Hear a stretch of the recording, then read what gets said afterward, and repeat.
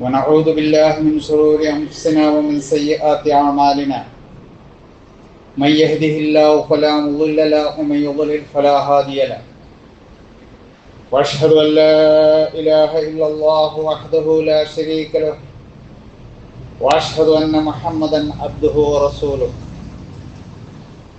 أرسله بالهدى ودين الحق ليظهره على الدين كله ولو كره المشركون اللهم صل على محمد وعلى آل محمد كما صليت على إبراهيم وعلى آل إبراهيم إنك حميد مجيد ما بعد فإن خير الكلام كلام الله وخير السنن سنن محمد صلى الله عليه وسلم وشر الأمور محدثاتها وكل محدثة بدعة وكل بدعة ضلالة أعوذ بالله من الشيطان الرجيم بسم الله الرحمن الرحيم يا أيها الذين آمنوا اتقوا الله حق تقاته ولا تموتن إلا وأنتم مسلمون. ബഹുമാന്യരായ വിശ്വാസികളെ, നമ്മെ പടച്ചു പരിപാലിക്കുന്ന റബ്ബിൻ്റെ നിയമങ്ങൾ സൂക്ഷിച്ചുകൊണ്ട് ജീവിക്കാൻ പരിശ്രമിക്കണമെന്ന് എന്നെയും നിങ്ങളെയും ഉത്ബോധിപ്പിക്കുകയാണ്. നാഥൻ അവനിഷ്ടപ്പെടുന്ന രീതിയിൽ ജീവിക്കാനും സ്വർഗ അവകാശികളായി മരിക്കുവാനും നമുക്ക് തൗഫീക്ക് നൽകുമാറാവട്ടെ. പ്രിയപ്പെട്ടവരെ, സ്റ്റിയറിംഗ് വീലിന് പിന്നിൽ ഇരിക്കുമ്പോൾ പാലിക്കേണ്ട മര്യാദകളെക്കുറിച്ചാണ് നമ്മൾ യാത്രയുമായി ബന്ധപ്പെട്ട് അവസാനമായി പറഞ്ഞു വന്നത്. ഇതിൽപ്പെട്ട ഒന്നാണ് അമിത വേഗത എന്നുള്ളത്. തിരക്ക് മുഖമുദ്രയായ ഒരു ജീവിത കാലത്താണ് നമ്മൾ ജീവിക്കുന്നത്. എന്തും എത്രയും പെട്ടെന്ന് ചെയ്തു തീർക്കാൻ തിടുക്കപ്പെടുകയാണ് മനുഷ്യൻ. അതുകൊണ്ട് തന്നെ എന്ത് സംഭവിച്ചാലും വേണ്ടില്ല, എൻ്റെ കാര്യം നിർവഹിക്കപ്പെടണമെന്നാണ് ഓരോരുത്തർ എന്നൊരു മനോഭാവത്തിലാണ് അധിക പേരും. എവിടെയെങ്കിലും ഒന്ന് എത്തിപ്പെടാൻ ഒരു 4-5 മിനിറ്റ് ലാഭിക്കാൻ ജീവനും കൊണ്ടുള്ള ഓട്ടപ്പാച്ചിലാണ് പലപ്പോഴും നമ്മൾ വാഹനങ്ങളിൽ കാണാറുള്ളത്. ഇതിൻ്റെ ഏറ്റവും പ്രധാനമായ അടിസ്ഥാനപരമായ ഒരു കാരണം എന്താണെന്ന് ചോദിച്ചാൽ, ശരിയായ സമയത്തല്ല നമ്മൾ പുറപ്പെടുന്നത് എന്നാണ്. വൈകിയാണ്, ലേറ്റായിട്ടാണ് നമ്മൾ പുറപ്പെടുന്നത്. നമ്മുടെ വാഹനത്തിൻ്റെ സ്വഭാവം, എത്താനുള്ള ദൂരം, പ്രതീക്ഷിക്കാവുന്ന ഒരു ട്രാഫിക്, ഇതൊക്കെ ആലോചിച്ചുകൊണ്ട് സമയത്തിറങ്ങിയാൽ ഈ ബന്ധപ്പാടുകളൊന്നുമില്ലാതെ നമുക്ക് അവിടെ എത്താൻ സാധിക്കും. ഇത് ചെയ്യുക എന്നുള്ളതാണ് അതിൻ്റെ ലളിത പരിഹാരം. നിത്യേന ആയിരക്കണക്കിന് ജീവനുകളാണ് റോഡിൽ പൊലിയുന്നത്. റോഡപകടങ്ങളിലെ 72.3% അമിത വേഗത കൊണ്ടാണ് എന്നാണ് 2022 കേന്ദ്ര ഗവൺമെന്റിന്റെ കണക്ക്. അതുകൊണ്ട് നാളെ റോഡിൽ തെറിക്കുന്ന ചോരക്ക് നമ്മുടെ ജീവന്റെ ഗന്ധമാവാം എന്നാലോചിച്ചുകൊണ്ട് ധൃതി ഒഴിവാക്കി അവധാനതയും ശ്രദ്ധയും പുലർത്താൻ നമ്മൾ കരുതേണ്ടതുണ്ട്. മക്ക വിജയത്തിന് ശേഷം ആളുകൾ കൂട്ടം കൂട്ടമായി ഇങ്ങനെ ഇസ്ലാമിലേക്ക് കടന്നു വരികയാണ്. അപ്പോൾ അബുൽ കൈസ് ഗോത്രത്തിൽപ്പെട്ട കുറെ ആളുകൾ ഇസ്ലാം സ്വീകരിക്കാനായി നബി സല്ലല്ലാഹു അലൈഹി വസല്ലമയുടെ സന്നിധിയിലെത്തി. ഒരിക്കൽ പറഞ്ഞതാണ്, അവരൊക്കെ ഒട്ടകത്തെ വേഗം അവിടെ വിട്ട് യാത്രാ സാധനങ്ങളൊന്നും ഒതുക്കി വെക്കാതെ ധൃതിയിൽ നബി സല്ലല്ലാഹു അലൈഹി വസല്ലമയുടെ അടുത്തെത്തി. പക്ഷെ അവരിൽപ്പെട്ട മുൻകർ എന്നൊരു ചെറുപ്പക്കാരൻ യാത്രാ സാധനങ്ങളൊക്കെ ഒതുക്കി വെച്ച് ഒട്ടകത്തെ വേണ്ട മതിൽ പാർക്ക് ചെയ്തു എന്ന് പറയാം കെട്ടി നബി സല്ലല്ലാഹു അലൈഹി വസല്ലമയുടെ അടുത്തെത്തി. നബി സല്ലല്ലാഹു അലൈഹി വസല്ലം അവരോട് ചോദിച്ചു, നിങ്ങൾ എല്ലാവരും കൂടിയാണോ ബൈഅത്ത്, എല്ലാവർക്കും വേണ്ടിയാണോ, നിങ്ങളുടെ ഗോത്രത്തിൽ എല്ലാവർക്കും വേണ്ടിയാണോ ബൈഅത്ത് ചെയ്യുന്നത്? എല്ലാവരും വേഗം അതേ എന്ന് പറഞ്ഞു. എന്നാൽ മുൻപ് ഒരു സാവകാശം എടുത്തുകൊണ്ട് പറഞ്ഞത്, അല്ല, ഞങ്ങൾ ഈ വന്ന ആളുകൾക്ക് വേണ്ടിയാണ്, മറ്റുള്ളവരുടെ കാര്യം നമുക്കറിയില്ലല്ലോ അവരെങ്ങനെ ഇസ്ലാം സ്വീകരിക്കുന്നത്, ഈ വന്ന ആളുകൾക്ക് വേണ്ടിയാണ് ബൈഅത്ത് എന്ന് പറഞ്ഞു. അപ്പോൾ അള്ളാഹുവിന്റെ റസൂൽ സല്ലല്ലാഹു അലൈഹി വസല്ലം പറഞ്ഞത്, അള്ളാഹു ഇഷ്ടപ്പെടുന്ന 2 ഗുണങ്ങൾ നിങ്ങളിൽ ഞാൻ കാണുന്നു, അത് അവധാനതയും വിവേകവുമാണ് എന്നാണ് മുൻതിരിനെ കൂടെ നബി സല്ലല്ലാഹു അലൈഹി വസല്ലം പറഞ്ഞത്.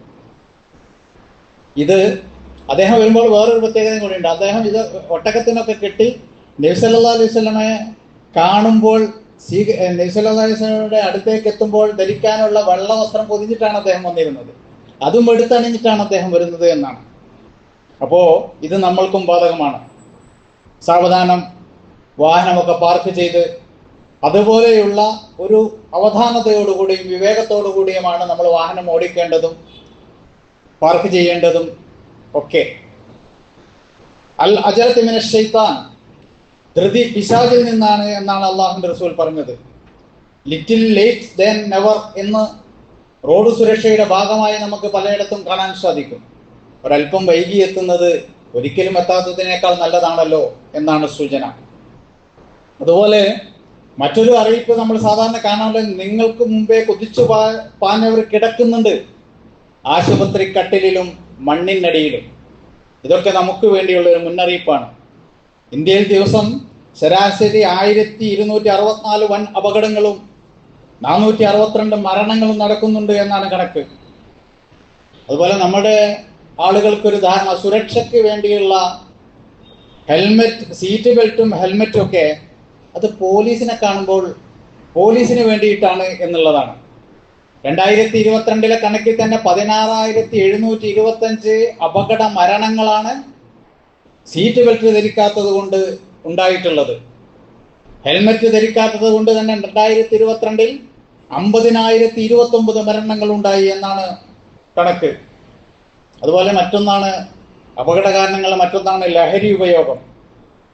അതുപോലെ മൊബൈൽ സംസാരിച്ചുകൊണ്ട് വാഹനം ഓടിക്കലും റോഡ് ക്രോസ് ചെയ്യലും.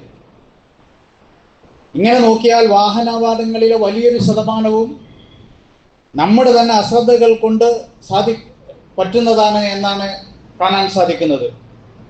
വെഹിക്കിൾ ഫിറ്റ്നസിനെ കുറിച്ച് നമ്മൾ നേരത്തെ പറഞ്ഞിട്ടുണ്ട്. അതിന്റെ പുക, റിപ്പയർ, വെള്ളം, അതുപോലുള്ള കാര്യങ്ങൾ ശ്രദ്ധിക്കാൻ വേണ്ടിയിട്ട്.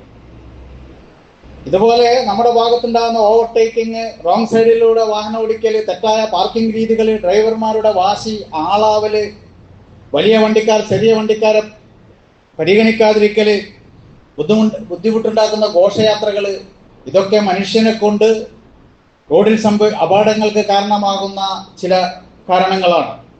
ലഹറൽ ഫസാദു ഫിൽ ബർരി വൽ ബഹർ ബിമാ കസബത്ത് ഐദിൻ നാസ്, ഖുർആൻ പറഞ്ഞു സൂറത്തു റൂമിൽ 41-ാമത്തെ വചനം. മനുഷ്യകരങ്ങൾ കൊണ്ടുള്ള ചെയ്തികൾ നിമിത്തമാണ് കരയിലും കടലിലും ഒക്കെ കുഴപ്പം, ബുദ്ധിമുട്ട് പ്രത്യക്ഷപ്പെടുന്നത് എന്നാണ്. വേൾഡ് റോഡ് സ്റ്റാറ്റിസ്റ്റിക്സിന്റെ കണക്കുകളിൽ ഏറ്റവും കൂടുതൽ അവരുടെ കണക്കുകളിൽ ഏറ്റവും കൂടുതൽ അപകടം ഉണ്ടാകുന്ന ലോകത്തെ രാജ്യങ്ങളിൽ 4-ാം സ്ഥാനത്താണ് ഇന്ത്യ. ഇന്ത്യ ഗവൺമെന്റിന്റെ കണക്കുകൾ 2022 ആ കണക്കിൽ മാത്രം 12% റോഡ് അപകടങ്ങളിൽ വർധന വന്നിട്ടുണ്ട്. അതുപോലെ നമ്മൾ സാധാരണ കാണുന്ന രാത്രി ഡിം ലൈറ്റ്, പിന്നെ എന്താണ് അതിന് പറയുക, bright light, fog light, highlight ഉണ്ടല്ലോ. നമുക്ക് സാധാരണ സ്പീഡിൽ വാഹനം ഓടിക്കാൻ ഡിം ലൈറ്റ് അല്ലെങ്കിൽ താഴോട്ടുള്ള ആ ലൈറ്റ് മതി. പക്ഷെ ആരെയും പരിഗണിക്കാതെ വേഗം മുന്നോട്ട് പോകാൻ നമ്മൾ ബീം ലൈറ്റോ അല്ലെങ്കിൽ ഹൈലൈറ്റോ എടുത്ത് ഉപയോഗിച്ച് വാഹനം ഓടിക്കുമ്പോൾ നമുക്ക് സ്പീഡിൽ പോകാം. പക്ഷെ എതിരെ വരുന്നവരുടെ കണ്ണ് കാണില്ല. അതുകൊണ്ട് ആൾക്കൂട്ടത്തിൽ നബി സല്ലല്ലാഹു അലൈഹി വസല്ലം ആൾക്കൂട്ടത്തിൽ അമ്പുമായി നടക്കുന്ന ഒരാളോട് പറഞ്ഞു, നിങ്ങൾ അമ്പുമായി നടക്കുമ്പോൾ ആ കൂർത്തം പൊതിഞ്ഞു വെക്കണമെന്ന്. ഇതുകൊണ്ട് റോഡിൽ പാലിക്കേണ്ട ട്രാഫിക് നിയമങ്ങളും സേഫ്റ്റി മെഷേഴ്സും ഒക്കെ ഒരു വിശ്വാസി എന്നുള്ള നിലയ്ക്ക് നമ്മുടെ ബാധ്യതയായി നമ്മൾ മനസ്സിലാക്കണം. റസൂല ഉലിൽ അംരി മിൻകും എന്ന് ഖുർആനിൽ കാണാൻ സാധിക്കും, സൂറത്തു നിസാ. നിങ്ങൾ അള്ളാഹുവിനെയും റസൂലിനെയും അനുസരിക്കുക, നിങ്ങളുടെ കൈകാര്യകർത്താക്കളെയും. ഈ വാചകത്തിൽ ഉലിൽ അംരി മിൻകും എന്ന വാചകത്തിന്റെ വിശാലമായ താല്പര്യത്തിൽ റോഡ് സുരക്ഷയ്ക്ക് വേണ്ടി ഉള്ള ട്രാഫിക് നിയമങ്ങൾ ഉണ്ടാക്കിയവരും ഉൾപ്പെടും എന്നുള്ളതാണ്. എത്ര ആളുകളാണ് അംഗഭംഗം വന്നും ഓരോ പ്രയാസങ്ങളിലും ആരുടെയോ അശ്രദ്ധ കാരണം റോഡിൽ, ആശുപത്രി കട്ടിലും വീട്ടിലുമൊക്കെ ജീവച്ഛമായി കിടക്കുന്നത്. ഒരാളുടെ ജീവൻ ഹനിക്കപ്പെടാൻ നമ്മുടെ അശ്രദ്ധ, ധൃതി കാരണമായി കൂടാ എന്ന് നമ്മൾ കരുതേണ്ടതുണ്ട്. മൻ ഖതല നഫ്സൻ ബിഗൈരി നഫ്സിൻ ഔ ഫസാദ ഫിൽ അർള് വകഅന്നമാ ഖതല അന്നാസ് ജമീഅ.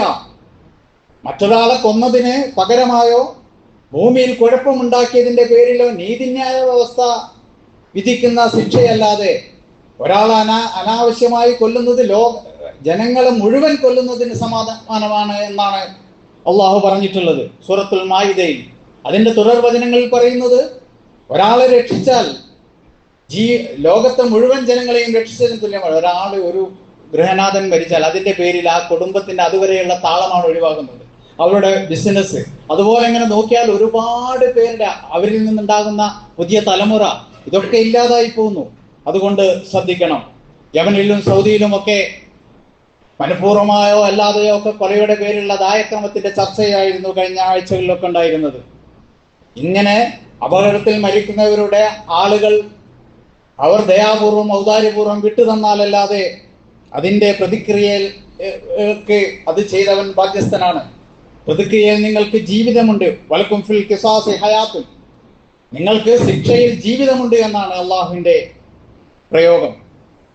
അള്ളാഹു ഇത്തരക്കാരോട് കോപിക്കുമെന്നും കൊലക്ക് കാരണമാകുന്നവർക്ക് കനത്ത ശിക്ഷയുമുണ്ട് എന്നൊക്കെ ഖുർആൻ മുന്നറിയിപ്പ് നൽകുന്നു. ഇതൊക്കെ ഇനി നമുക്ക് തന്നെ വേണ്ടിയിട്ടാണ് ഇങ്ങനെ ചെയ്യുന്നതെങ്കിലും നിങ്ങൾ നിങ്ങളെ തന്നെ കൊല്ലരുത് എന്ന ഖുർആൻ വാക്യം ഓർക്കുക. മറ്റൊരാൾക്ക് ഉപദ്രവം ഉണ്ടാകുന്ന അല്ലെങ്കിൽ മറ്റൊരാൾക്ക് ഉപദ്രവം ഉണ്ടാവുകയോ സ്വയം ഉപദ്രവം ബുദ്ധിമുട്ട് ഏറ്റുവാങ്ങുകയോ ചെയ്യരുത് എന്നാണ് ഇബ്നു മാജ ഉദ്ധരിച്ച ഹദീസിൽ നബി സല്ലല്ലാഹു അലൈഹി വസല്ലം പറയുന്നത്. ഖാല നബി സല്ലല്ലാഹു അലൈഹി വസല്ലം മൻ അദൽ മുസ്ലിമൂന, ആരെങ്കിലും മുസ്ലിമിനെ ഉപദ്രവിച്ചാൽ ഫീ തുർക്കിഹിം, അവരുടെ വഴിയിൽ, വജബത അലൈഹി, അവന്റെ മേൽ നിർബന്ധമാക്കി, ലഅനതുഹും, അവരുടെ മുസ്ലിങ്ങളുടെ മുഴുവൻ ശാപം. ഇനി ആളുകളെ മാത്രമല്ല, ജീവജാലങ്ങൾ. പണ്ട് വയൽവരമ്പിലൂടെ പോകുമ്പോൾ നമ്മൾ ഈ കതിർമണികൾ ഇങ്ങനെ നുള്ളിയെടുക്കാറുണ്ടായിരുന്നു. അതുപോലും ആലോചിച്ച് നോക്കുക. നമ്മൾ നാളെ മറുപടി പറയേണ്ട ഒരു വിഷയമാണല്ലോ. കഴിഞ്ഞ ദിവസമാണ് ആരോ വലിച്ചെറിഞ്ഞ ഒരു പ്ലാസ്റ്റിക് കോർക്കിലൊരു പക്ഷിയുടെ ചുണ്ട് കുരുങ്ങിക്കൊണ്ട് അതിന് വായ അടക്കാൻ പറ്റാതെ ഭക്ഷണം കഴിക്കാനാവാതെ അവസ്ഥയിൽ കണ്ടത്. അതുകൊണ്ട് മറ്റൊരാൾക്ക് ഉപദ്രവമാവുന്ന എന്തിൽ നിന്നും വിട്ടു നിൽക്കേണ്ടവനാണ് വിശ്വാസി എന്ന് നമ്മൾ ഗ്രഹിച്ചതാണ്. മാത്രമല്ല കഴിവതും അവരന് സൗകര്യം ചെയ്തു കൊടുക്കേണ്ടതും മുസ്ലിമിന്റെ ബാധ്യതയാണ്. ഒരിക്കൽ അബൂ ഹുറൈറ റളിയല്ലാഹു അൻഹു നബി സല്ലല്ലാഹു അലൈഹി വസല്ലമയുടെ അല്ലിംനി ശൈഅൻ യാ റസൂലല്ലാഹ്, എന്തെങ്കിലും ഒരു ഉപകാരമുള്ളത് എനിക്ക് പഠിപ്പിച്ചു തരൂ എന്ന് പറഞ്ഞപ്പോൾ നബിയുടെ ഉത്തരം വഴിയിൽ നിന്ന് ഉപദ്രവങ്ങൾ നീക്കുക എന്നുള്ളതായിരുന്നു. റോഡ് ഉപയോഗിക്കുന്നവരും റോഡരികിലെ കച്ചവടക്കാരും വീട്ടുകാരും ശ്രദ്ധിച്ചാൽ തന്നെ നമ്മുടെ വീഥികൾ മനോഹരമാകും. കുറേയൊക്കെ നമ്മളെ വീട്ടിന്റെ മുന്നിലാണ് റോഡെങ്കിൽ, അല്ലെങ്കിൽ നമ്മുടെ കടകളിലെ റോഡിലെ പുല്ല്, പാഴ്ചെടികള്, ഓടയിലേക്ക് ഉള്ള തടസ്സങ്ങളൊക്കെ നമ്മൾ നീക്കാൻ ശ്രദ്ധിച്ചാൽ അത് വലിയൊരു ഉപകാരമാവും. വെള്ളം ഒഴുകുന്ന വേസ്റ്റ് കടിച്ചു വാരി അത് എവിടെയെങ്കിലും തള്ളാതെ നമ്മുടെ തന്നെ ഉത്തരവാദിത്തത്തിൽ അത് മെയിൻറ്റെയിൻ ചെയ്യുക. ഫിലാഡൽഫിയയിൽ ആണെന്നാണ് എൻ്റെ ഓർമ്മ. ഒരു ഇരുണ്ട വീതി, അവിടെ ഒരു പയ്യൻ ഈ ഇരുണ്ട വീതിയിൽ ആളുകൾ ബുദ്ധിമുട്ടുന്നത് കണ്ട്, കണ്ണ് കാഴ്ചക്കുറവുള്ളവരൊക്കെ ഇടങ്ങറാകുന്നത് കണ്ട് അവൻ അവിടെ അവന്റെ വീട്ടിന്റെ മുന്നിൽ നിന്ന് ഒരു വിളക്ക് അവിടെ കത്തിച്ചു വെച്ചു. അത് കണ്ടിട്ട് ഒരുപാട് ആളുകൾ, ആ വീതി മുഴുവൻ കണ്ട ആളുകളൊക്കെ അത് അനുകരിച്ചു. അങ്ങനെ അത് വെളിച്ചമുള്ളൊരു വീതിയായി മാറി. സഹോദര സ്നേഹം എന്നറിയപ്പെടുന്ന ആ പ്രദേശം നമുക്ക് സെർച്ച് ചെയ്താൽ കാണാൻ സാധിക്കും. അതുകൊണ്ട് ഈ മിമ്പറിൽ നിന്ന് ഇത് പറയുന്നത് വിശ്വാസത്തിന്റെ ഭാഗമാണ് എന്നുള്ളത് കൊണ്ട് അൽ ഈമാനു ബിളഉം വസബൂനൗ ബിളഉം വസിത്തൂന ശഅബ, ഈമാൻ എന്നാൽ 70-ൽ പരം അല്ലെങ്കിൽ 60-ൽ പരം ശാഖകളാണ്. ഫഅഫ്ളലുഹാ ഖൗലു ലാ ഇലാഹ ഇല്ലല്ലാഹ്, അതിൽ ഏറ്റവും ഉയർന്നത് അല്ലാഹു അല്ലാതെ ആരാധ്യനില്ല ലാ ഇലാഹ ഇല്ലല്ലാഹ് എന്ന പ്രഖ്യാപനമാണ്. വഅദ്നാഹാ ഇമാതത്തുൽ അദാനി തരീഖ്, ഏറ്റവും ലളിതമായത് വഴിയിൽ നിന്ന് ഉപദ്രവങ്ങൾ നീക്കുക എന്നുള്ളതാണ്. നമ്മൾ ഹരിതസേനയൊക്കെ വഴിയിൽ നിന്ന് ഉപദ്രവങ്ങൾ നീക്കുന്നത് നമ്മൾ കാണാറുണ്ട്. ഒരു അപ്രീസിയേഷൻ, ഒരു പുഞ്ചിരി, ഒരു ലോക്യം പറച്ചിലൊക്കെ അവരോടുമാകാവുന്നതാണ്. നമ്മൾ പത്രങ്ങളിൽ കാണാം, അവർ മോർണിംഗ് വാക്കിൽ ഒരുപാട് വീതികളിലെ പ്ലാസ്റ്റിക് കുപ്പികളൊക്കെ ശേഖരിച്ച് വൃത്തിയാക്കുന്നത്, അതുപോലെ തണൽ മരങ്ങൾ വെച്ചുപിടിപ്പിക്കുന്നത്. ഇവിടെയൊക്കെ വിശ്വാസികളുടെ ശ്രദ്ധയും കൂടി ഉണ്ടാവണം. വഴികളിൽ ഇരിക്കുന്നതിന് പോലും മര്യാദ പഠിപ്പിച്ച മതമാണ് ഇസ്ലാം എന്ന് നമ്മൾ സൂചിപ്പിച്ചു. ഹഖു തരീഖ് എന്ന പേരിൽ മുത്തഫഖുൻ അലൈഹി മുസ്ലിമും ബുഖാരിയും റഹ്മത്തുള്ളാഹി അലൈഹിമ ഉദ്ധരിച്ച ഹദീസിൽ നബി സല്ലല്ലാഹു അലൈഹി വസല്ലം എണ്ണി പറയുന്നതിൽ ഒന്നാമത് ചുമ്മാ ഇരിക്കരുത് എന്ന വഴിയുടെ സൈഡിൽ. അങ്ങനെ ഞങ്ങൾക്ക് ഇരിക്കാൻ വേറെ സ്ഥലമല്ലല്ലോ റസൂൽ എന്ന് പറഞ്ഞപ്പോൾ, നിങ്ങൾ അങ്ങനെ ഇരിക്കുകയാണെങ്കിൽ നിങ്ങൾ ഈ പറയുന്ന മര്യാദകൾ സൂക്ഷിക്കണം. 1, കണ്ണ് താഴ്ത്തണം. 2, ആരെങ്കിലും സലാം പറഞ്ഞാൽ മടക്കണം. 3, നന്മ കൽപ്പിക്കണം, തിന്മ വിരോധിക്കണം. അതായത് നമ്മൾ വഴിയിലിരിക്കുമ്പോൾ അല്ലെങ്കിൽ വഴിയിൽ വാഹനം നിർത്തി സംസാരിക്കുകയാണെങ്കിൽ വേറൊരു വാഹനം പോകുമ്പോൾ അതിലെ ട്രാഫിക് ഉണ്ട്, നിങ്ങൾ ഇതിലേ പോയിക്കോളൂ എന്നൊരു സഹായം നമ്മുടെ ഭാഗത്തു നിന്ന് ഉണ്ടാകുന്നുണ്ട്. പ്രയാസപ്പെടുന്നവനെ സഹായിക്കണം, വഴിയറാകത്തിന് വഴി കാണിച്ചു കൊടുക്കണം. ഒരാൾ വഴി നിർത്തി നമ്മൾ സാധാരണ ഉണ്ടാകുന്നതാണല്ലോ വഴി ചോദിക്കുന്നത്, അത് ശരിയായി പറഞ്ഞു കൊടുത്താൽ പോലും പുണ്യമുണ്ട് എന്ന് പഠിപ്പിക്കുന്ന മതത്തിലാണ് നമ്മളുള്ളത്. അതുപോലെ യാത്രയിൽ ശ്രദ്ധിക്കേണ്ട മറ്റൊരു കാര്യമാണ് അറിയുന്നവരെയും അറിയാത്തവരെയും അഭിവാദ്യം ചെയ്യുക എന്നുള്ളത്. ആളുകളോട് നല്ല നിലയിൽ ബിഹേവ് ചെയ്യാൻ നമ്മൾ ശ്രദ്ധിക്കേണ്ടതുണ്ട്. ഒരു യാത്ര കഴിഞ്ഞ് മടങ്ങുമ്പോൾ നബി സല്ലല്ലാഹു അലൈഹി വസല്ലം പറഞ്ഞു നമുക്ക് ഇവിടെ വിശ്രമിക്കാം. ആരാണ്? സുബൈക്ക് വിളിച്ചുണർത്തുക. അപ്പോൾ ഒരു സഹാബി ഏറ്റെടുത്തു, ഞാൻ വിളിച്ചുണർത്താൻ നബിയെ എന്ന് പറഞ്ഞ് അവൾ കിടന്നുറങ്ങി. പക്ഷേ വെയില് അവരുടെ ശരീരത്തിലേറ്റപ്പോഴാണ് അവൾ ഉണരുന്നത്. അപ്പൊ ചില സഹാബികൾ ഈ വിളിച്ചുണർത്താമെന്ന സഹാബിയെ കുറ്റപ്പെടുത്തി. അങ്ങനെ യാത്ര അവർ തുടർന്നു. ഈ കുറ്റപ്പെടുത്തൽ നബി സല്ലല്ലാഹു അലൈഹി വസല്ലം കേട്ടിട്ടുണ്ട്. കുറച്ചു കഴിഞ്ഞ് ഭക്ഷണം കഴിക്കാൻ നേരം ലഹം വിളമ്പുന്ന കറി വിളമ്പാൻ വേണ്ടി സഹാബികൾ പറഞ്ഞപ്പോൾ ഈ പറഞ്ഞ 2 സഹാബികളോട് നബി സല്ലല്ലാഹു അലൈഹി വസല്ലം പറഞ്ഞത്, നിങ്ങൾ കഴിച്ചിട്ടുണ്ടല്ലോ ലഹം. അവർ പറഞ്ഞു, ഇല്ല നബിയെ, നിങ്ങളുടെ പല്ലിൽ ആ സഹാബിയുടെ പച്ചമാംസം ഞാൻ കാണുന്നു എന്നാണ് റസൂൽ സല്ലല്ലാഹു അലൈഹി വസല്ലം പറഞ്ഞത്. യാത്രയില് അവന് വലിയ ഉറക്കക്കാരനാണ് എന്നുള്ളൊരു കമന്റ് പറഞ്ഞു പോയതാണ്, ശ്രദ്ധിക്കണം. അതുപോലെ പൊതുവാഹനത്തിൽ നമ്മൾ പറഞ്ഞു അടുത്തുള്ളവരോട് പുഞ്ചിരിക്കാൻ, കുശലം ചോദിക്കാൻ, അല്ലെങ്കിൽ ഗർഭിണികൾക്കും അവസരക്കും ഒക്കെ സഹായം ചെയ്തു കൊടുക്കാൻ, വാഹനത്തിൽ ലിഫ്റ്റ് കൊടുക്കാൻ നമ്മൾ ശ്രദ്ധിക്കേണ്ടതുണ്ട്. നബി സല്ലല്ലാഹു അലൈഹി വസല്ലമയുടെ മാതൃക ഈ കാര്യത്തിൽ വളരെ കാണാൻ സാധിക്കും. ബദറിൽ പോകുമ്പോൾ പോലും നബി സല്ലല്ലാഹു അലൈഹി വസല്ലം ഊഴം വെച്ചിട്ട് പലരെയും കയറ്റിക്കൊണ്ടായിരുന്നു യാത്ര. എന്നാൽ ഇക്കാലത്ത് സുരക്ഷയുടെ ചില പ്രശ്നങ്ങൾ ഉണ്ടെങ്കിലും ആ സുരക്ഷാ മാനദണ്ഡങ്ങൾ പാലിച്ചുകൊണ്ട് സൗകര്യമുണ്ടെങ്കിലും ആരെയും പരിഗണിക്കാതെ ലിഫ്റ്റ് കൊടുക്കാതെ പോകുക എന്നത് വിശ്വാസിക്ക് ഭൂഷണമല്ല. അള്ളാഹു നമ്മെ നല്ലവരിൽ ഉൾപ്പെടുത്തുമാറാവട്ടെ.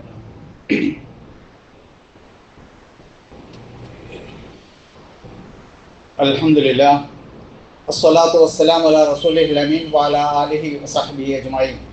യാ അയ്യുഹന്നാസ് ഉസീകും സാനിയം ബിത്തഖ്വല്ലാഹ്. ഒരിക്കൽ കൂടി റബ്ബിനെ സൂക്ഷിക്കണേ എന്ന വസിയ്യത്ത് ഓർമ്മിപ്പിക്കുകയാണ്. കഴിഞ്ഞ ആഴ്ച നമ്മൾ ഓർമ്മിപ്പിച്ച മറ്റൊരു സംഗതി 3 പള്ളികളിലേക്കല്ലാതെ തീർത്ഥയാത്ര, പുണ്യം പ്രതീക്ഷിച്ചുകൊണ്ടുള്ള യാത്ര അരുത് എന്നുള്ളതായിരുന്നു. ഇന്ന് ജാറങ്ങളിലേക്കും ദർഗകളിലേക്കും അജ്മീർ, നാഗൂർ, മുത്തുപ്പേട്ട, ഭീമാപ്പള്ളി തുടങ്ങിയ അങ്ങനെ കുറേ സ്ഥലങ്ങളിലേക്ക് സിയാറത്ത് ടൂറുകൾ സംഘടിപ്പിക്കുന്നത് നമ്മൾ കണ്ടുവരുന്നു. ഇതൊന്നും പുണ്യയാത്രയല്ല എന്ന് നമ്മൾ മനസ്സിലാക്കണം. അറിയാത്തത് കൊണ്ടും പഠിക്കാത്തത് കൊണ്ടുമാണ് ആഗ്രഹ സഫലീകരണത്തിനും കാര്യലാഭത്തിനും എന്നൊക്കെ പറഞ്ഞ് ആളുകൾ ഇതിനൊക്കെ തയ്യാറാവുന്നത്. ഇസ്ലാമിന്റെ മുഖം വികൃതമാക്കുന്ന കാര്യങ്ങളാണ് അവിടെയൊക്കെ കാണാനുള്ളത്.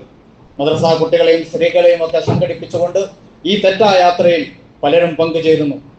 ഖബറുകൾ കെട്ടിപ്പൊക്കി ആ ജാറം ഒരു വ്യവസായമായി, ഒരു ബിസിനസ്സായി മാറ്റിയിരിക്കുന്നതാണ് നമുക്ക് കാണാൻ സാധിക്കുന്നത്.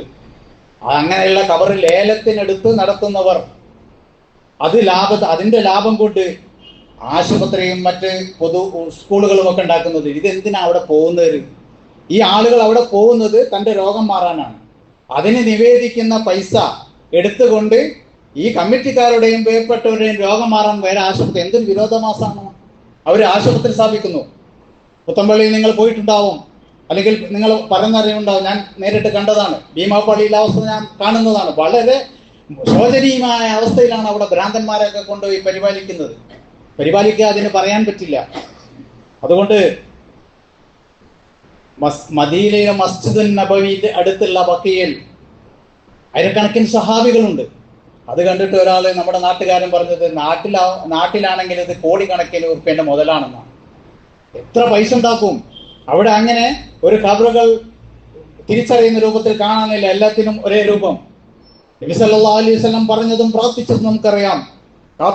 ഖാതലല്ലാഹു യഹൂദ വൻ നസാറ, യൂദന്മാരെയും നസ്രാനികളെയും അല്ലാഹു ശപിക്കട്ടെ. തഖദൂ ഖുബൂറ അംബിയാഇഹിം മസാജിദ, അവർ അവരുടെ അമ്പിയാക്കന്മാരുടെ നബിമാരുടെ കബറുകളെ ആരാധനാ സ്ഥലമാക്കി എന്നാണ്. നബി മരണപ്പെടുന്നതിന്റെ തൊട്ട് മുമ്പ് പോലും പ്രവർത്തിച്ചത് അല്ലാഹുമ്മ ഇജ്അൽ ഖബരി ഈദ, എന്റെ ഖബറിനെ അല്ലാഹുവേ നീ ആരാധിക്കപ്പെടുന്ന ബിംബമാക്കരുത് എന്നാണ്. ഏതായാലും നമ്മൾ പറഞ്ഞു വരുന്നത് യാത്രയിൽ പൊതുമര്യാദകളും ഇസ്ലാമിക മൂല്യങ്ങളും ഏറ്റവും പുലർത്തേണ്ടത് വിശ്വാസികളാണ് എന്നാണ്. ഇനി റോഡ് അപകടങ്ങളിൽ കാരണങ്ങൾ യാത്രക്കാരൻ്റെയും ഡ്രൈവറുടെയും ഒക്കെ കാരണങ്ങൾ നമ്മൾ പറഞ്ഞു. ഗവൺമെന്റിന്റെ ഭാഗത്തും മറ്റുള്ളവരുടെയും ഭാഗത്ത് വരുന്ന കുറെ കാര്യങ്ങളുണ്ട്. അപ്പോൾ ഈ ഹ്യൂമൻ എറേഴ്സിന്റെയും റോഡ് കണ്ടീഷന്റെ വെഹിക്കിൾ കണ്ടീഷന്റെ ഒക്കെ നമ്മൾ പറഞ്ഞ റോഡ് കണ്ടീഷൻ, റോഡുകളുടെ ശോചനീയാവസ്ഥ, അപകടങ്ങളിൽ 18.2% ഉണ്ടാവുന്നത് റോഡുകളുടെ ശോചനീയാവസ്ഥ കൊണ്ടാണ്. വഴിപാട് പോലെയുള്ള റിപ്പയറുകൾ കരാർ തുകയിൽ ഒരു നിശ്ചിത ശതമാനം, ഒരു ചെറിയ ശതമാനം മാത്രമേ റോഡിലേക്ക് റിപ്പയറിനെത്തുന്നുള്ളൂ. ബാക്കിയൊക്കെ പലരുടെയും പോക്കറ്റുകളിലാവുകയാണ്. അതുപോലെ പൊട്ടിപ്പൊളിയുന്നത് പല കാരണങ്ങൾ കൊണ്ടാവാം. ചില സ്ഥലത്ത് ഉറവ് ജലം കൊണ്ടാവാം, ചില സ്ഥലത്ത് വേരുകൾ ഉള്ളത് കൊണ്ടാവാം, ചില സ്ഥലത്ത് ഓടകൾ ഇല്ലത് കൊണ്ടാവും. ഈ കുഞ്ഞക്കട ഭാഗത്ത് നമുക്ക് കാണാം ഇപ്പോഴും എത്ര പ്രാവശ്യമായി റിപ്പയറാക്കുന്നു. അതിന്റെ സൈഡിലൂടെ വെള്ളം ഒഴുകി പോകുന്ന ഓടകൾ ഉണ്ടായിരുന്നു, അത് അടച്ചുകൊണ്ട് വീണ്ടും വീണ്ടും അവിടെ റിപ്പയർ ചെയ്യുന്നത്. അതുപോലെ മണ്ണിന്റെ ഘടന, ഇതൊന്നും പരിഗണിക്കാതെയുള്ള എടപ്പാതിയുടെ തലേന്നുള്ള റിപ്പയർ, ഇതൊക്കെ നമ്മൾ കണ്ടറിയേണ്ടതാണ്. നിങ്ങൾ ഒരു കുഴിയിൽ ചാടുമ്പോൾ അതുകൊണ്ട് വണ്ടിക്കുണ്ടാകുന്ന മെയിൻ്റനൻസിന്റെ പ്രശ്നവും പെട്രോളിന്റെ അധിക ചെലവും നിങ്ങൾ ആലോചിച്ചിട്ടുണ്ടോ? നിങ്ങൾ ആലോചിച്ചിട്ടില്ലെങ്കിലും ഇത് ആലോചിക്കേണ്ടവർ ആലോചിച്ചിട്ടുണ്ട്. ആലോചിക്കേണ്ടവർ കൃത്യമായ കണക്കുണ്ട്. ഇത്ര കുണ്ടുകൾ ചാടിയാൽ ഇത്ര അധികം പെട്രോൾ ചെലവാകും, ഇത്ര അധികം മെയിൻ്റനൻസ് വണ്ടിക്ക് വരുമെന്ന് ഇന്ന് പത്രത്തിൽ വായിച്ച അതിന് ഉപോത്ബലമായ മറ്റൊരു കാരണം, നമ്മൾ ഒക്കെ ഇത് എന്താണ് സേവിങ്സ് ബാങ്ക് അക്കൗണ്ട് സ്വീകരിക്കുന്ന ഉള്ളവരാണല്ലോ. അതിൽ മിനിമം ബാലൻസ് ഇല്ലാത്തതിന്റെ പേരിൽ നമ്മുടെ അക്കൗണ്ടുകളിൽ നിന്ന് ഇന്ത്യ ഗവൺമെന്റ് പൊതുമേഖലാ ബാങ്കുകൾ സ്വീകരിച്ചത് 8600 കോടി രൂപയാണ്. മിനിമം ബാലൻസ് സൂക്ഷിക്കാതിന്റെ പേരിൽ അത് സർവീസ് ചാർജ് എന്ന് പറഞ്ഞ് കട്ട് ചെയ്തത്. അപ്പൊ ഇതുപോലെ ഒരു കുണ്ടിൽ വീഴുന്ന പെട്രോൾ ഒരു തുള്ളിയാണെങ്കിൽ ആ തുള്ളികൾ ചേർന്നാലാണ് വലിയ ചിലവുകൾ ഉണ്ടാവുക. ആലോചിക്കേണ്ടതാണ്. അതുപോലെ ഏകോപനമില്ലായ്മ, വാട്ടർ, ഇലക്ട്രിസിറ്റി, അതുപോലെ കേബിള്, ടെലിഫോണ്, ഇതൊക്കെ ഉള്ള അവരുടെ ഒരു ഏകോപനത്തോടുകൂടി ജോലി ചെയ്യുകയാണെങ്കിൽ ഇത് ടാറിട്ടതിന്റെ പിറ്റേന്ന് തന്നെ കുത്തിപ്പൊളിക്കേണ്ടി വരില്ലല്ലോ. അതുപോലെ അപകടത്തിന് കാരണമായ പോസ്റ്റുകൾ മാറ്റി സ്ഥാപിക്കേണ്ടത്, ഉന്തി നിൽക്കുന്ന ഉപയോഗത്തിൽ ഇല്ലാത്തത് തന്നെ പലപ്പോഴും കാണാം. അതുപോലെ എന്തിനോ റിപ്പയറിന് വേണ്ടി കൊണ്ടുവന്ന മണൽക്കൂനകള് അല്ലെങ്കിൽ കല്ലിന്റെ കൂനകള്, കാഴ്ചയെ മറക്കുന്ന പരസ്യ ബോർഡുകള്, ഹോർഡിങ്ങുകള്, ബാനറുകള്, ഇതിനൊക്കെ കൃത്യമായ മാർഗനിർദ്ദേശവും മാനദണ്ഡങ്ങളും ഉണ്ട്, പക്ഷെ പാലിക്കപ്പെടുന്നില്ല. വളർന്നു നിർത്താനും വീതി കൂട്ടാനും ഒക്കെയുള്ള പ്രവൃത്തികൾക്ക് വേണ്ടി വരുന്ന കാലതാമസം, ആവശ്യമായ മുന്നറിയിപ്പ് സൈൻ ബോർഡുകൾ ഇല്ലാത്തത്, ഉപേക്ഷിക്കപ്പെട്ട കേസിൽ കുടുങ്ങിയൊക്കെ ഉപേക്ഷിക്കപ്പെട്ട വാഹനങ്ങൾ എത്രയാണ് വഴി തടസ്സമായി നിൽക്കുന്നത്. ഇതൊക്കെ വേഗം തീർപ്പാക്കി വിറ്റാൽ വലിയൊരു അസറ്റായി അത് മാറും. അതുപോലെ ബസ്സിന്റെ ടൈം ഷെഡ്യൂള്, മത്സരപ്പാച്ചിലുകൾ, നമ്മൾ അടുത്ത ദിവസങ്ങളിലൊക്കെ നിരന്തരം ഈ കോഴിക്കോട് കുറ്റ്യാടി റോഡിൽ നമ്മൾ കണ്ടതാണ് എത്ര വാഹനങ്ങൾ അപകടങ്ങളാണ്. ഇതൊക്കെ നമ്മൾ സൂക്ഷിക്കുക. അതുപോലെ അങ്ങനെയുള്ള ഉപദ്രവങ്ങൾ ഒഴിവാക്കാൻ നമ്മുടെ ഭാഗത്ത് നിന്ന് എന്താണോ ചെയ്യാൻ പറ്റുക അത് ചെയ്യുക. ഒരു പക്ഷേ ഒരു ചെറിയ ശ്രദ്ധ മതിയാവും. ഒരു ചരലിങ്ങനെ പൊന്തിക്കിടക്കുന്നത്, ടാറിൽ നിന്ന് പൊന്തിക്കിടക്കുന്നത് എടുത്തു മാറ്റാത്തതിന്റെ പേരിലാവും അവിടെ പിന്നെ ആ ചരൽ ഇളകി വലിയ കുഴിയായി മാറാം. ഈ സാധാരണ പറയലുണ്ടല്ലോ, സൂചി കൊണ്ടെടുക്കുന്നതിനോട് തൂമ്പ് കൊണ്ടെടുക്കുന്ന അവസ്ഥയിലേക്ക് എത്തിക്കാണ് സൂക്ഷിക്കേണ്ടതാണ്. അതുപോലെ അശാസ്ത്രീയമായ നിർമ്മിച്ച ബസ് സ്റ്റോപ്പുകൾ ഒന്ന് ഒതുങ്ങി നോക്ക് മാഷ്. ഏതായിരുന്നാലും പറഞ്ഞതിന്റെ ചുരുക്കം, ഈ നിയമങ്ങളും നിയന്ത്രണങ്ങളും ഒക്കെ നമ്മുടെ സുരക്ഷിതത്തിനാണ്, നമ്മളുടെ സുഗമമായ ജീവിതത്തിനാണ് എന്ന് മനസ്സിലാക്കുക. അതിന് ഒരു നല്ല ഉദാഹരണം കൂടിയാണ് യാത്ര. ഈ നിയന്ത്രണങ്ങളും നിയമങ്ങളും ഒക്കെ, പല നിയന്ത്രണങ്ങളും നിയമങ്ങളും വസ്ത്രത്തിന്റെ പേരിൽ, ജീവിതത്തിന്റെ ചില ഇതിന്റെ പേരിൽ, ആഘോഷത്തിന്റെ പേരിലൊക്കെ ചില നിയന്ത്രണങ്ങളും നിയമങ്ങളും ഒക്കെ ഇസ്ലാം കൽപ്പിക്കുന്നുണ്ടല്ലോ. ഇതൊക്കെ വലിയ അശാസ്ത്രീയതയാണ്. അങ്ങ് 6-ാം നൂറ്റാണ്ടിൽ നിന്ന് കാടൻ നിയമമാണ് എന്ന് പറയുന്നവർക്ക് നല്ലൊരു ഉദാഹരണമാണ്. ഒരു മണിക്കൂർ അല്ലെങ്കിൽ ഏതാനും നിമിഷം ഈ റോഡിൽ ഒരു നിയമവും വേണ്ട, ഇഷ്ടം പോലെ ഓടിച്ചാൽ മതി എന്ന് പറഞ്ഞാൽ മതി എന്ന് ഒരു പ്രഖ്യാപനം ഉണ്ടായില്ല. എന്തായിരിക്കും അവസ്ഥ? അതുകൊണ്ട് നിയന്ത്രണങ്ങളും നിയമങ്ങളും ഒക്കെ നമ്മുടെ ജീവിതത്തിന്റെ സുഗമമായ ജീവിതത്തിനാണ് എന്ന് നമ്മൾ മനസ്സിലാക്കുക. അതിനു പുറമെ ഇത് വിശ്വാസികളുടെ ഒരു പരീക്ഷണം കൂടിയാണ്. അള്ളാഹു നല്ല മാർഗത്തിൽ ജീവിക്കാൻ, നല്ലവരായി മരിക്കാനും അള്ളാഹു തൗഫീഖ് ചെയ്യുമാറാവട്ടെ. അള്ളാഹുവെ, ഞങ്ങൾക്ക് ഉപകാരപ്രദമായ വിജ്ഞാനവും നല്ല ഭക്ഷണവും നീ നൽകണമേ. ഞങ്ങളുടെ കർമ്മങ്ങളെ നീ സ്വീകരിക്കണേ നാഥ. ഞങ്ങളുടെ കർമ്മങ്ങളുടെ പോരായ്മകളെ നീ ഒഴിവാക്കണേ നാഥ. ഞങ്ങളുടെ വീടുകളിൽ സമാധാനം നിറക്കണേ നാഥ. ഞങ്ങളുടെ മക്കൾക്ക് നല്ല ഇണകളെ, സംതൃപ്തമായ ജീവിതമൊക്കെ നീ പ്രദാനം ചെയ്യണേ. ഞങ്ങളിൽ നിന്ന് മരണപ്പെട്ടു പോയ പ്രിയപ്പെട്ടവരെ നീ ജന്നാത്തുൽ ഫിർദൗസിൽ ഒരുമിച്ച് കൂട്ടണേ. ഞങ്ങളുടെ ജോലിയിലും പഠനത്തിലുമൊക്കെ നീ തൗഫീഖ് നൽകണേ. ലോകത്താകെ ഉൽപ്പാദിക്കപ്പെടുന്ന വെറുപ്പിന് നീ പരിഹാരം കാണണേ. ഇസ്സത്തോടുകൂടി ജീവിക്കാൻ വിശ്വാസികൾക്ക് നീ കരുത്തേക്കണേ നാഥ. ഞങ്ങളുടെ യാത്രകൾ അപകടരഹിതവും ഞങ്ങളുടെ ജീവിതവും സുഗമമാക്കണേ നാഥ. اللهم اغفر للمؤمنين والمؤمنات والمسلمين والمسلمات الأحياء منهم والأموات إنك مجيب الدعوات يا قاضي الحاجات اللهم أجرنا من النار